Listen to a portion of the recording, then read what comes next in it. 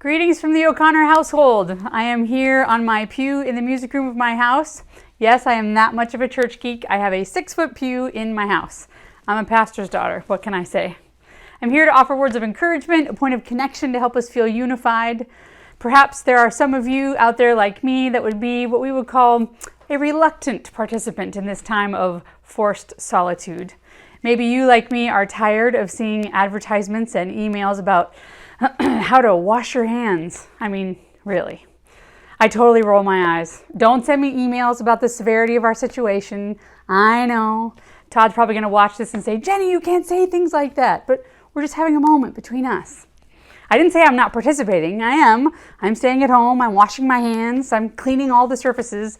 It's just that I'm kind of a reluctant participant in all of this. In my short time of isolation so far, I figure there are two ways I could go about this. I could be grumpy. I could complain. I could share my opinion with everyone I know. But that wouldn't really make me a good housemate or a good neighbor. So I've tried to find the good in being forced to stop my routine. There's only 3 people in my house, so we actually are getting more sleep. I know that isn't the case for some of you, but the O'Connors are actually resting. And I know rest is good. The Bible mentions it several times. Pastor Susan reminded us last week that we have to be still and know that He is God. It's just that some of us aren't very good at that. I'm really good for about 90 seconds.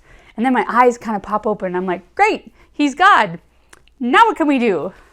I'm sure there's some of you who are contemplative folks that are now rolling your eyes at me. But I've started thinking about rest, about Sabbath, specifically about times in our lives when we have Sabbath forced upon us. When we lose a job, bam, forced Sabbath. When we get sick, whether it be for a few days or suffering from a long-term illness, your body says, stop, forced Sabbath. When we lose a loved one, wham, forced Sabbath. We have to stop our normal routine. We have to recalibrate. We have to learn how to do something new, basically learn a new way forward. And I realize there are lessons to be learned in my time of forced Sabbath. If I don't keep my eyes open, if I don't keep my ears attentive to what's going on around me in my current state of confinement, I'm going to miss these lessons, and I don't want to miss them. It has to be remembered that after rest, there is always renewal.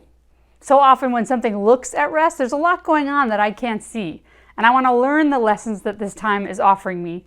Because when we come out of this on the other side, and I think we should plan a great celebration for that day, I don't want us to go back to normal.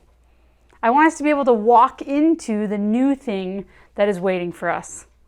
So be attentive. Notice all these new things that you're having to learn in this time away from each other, because they're going to be helpful to us as a community when we come back together.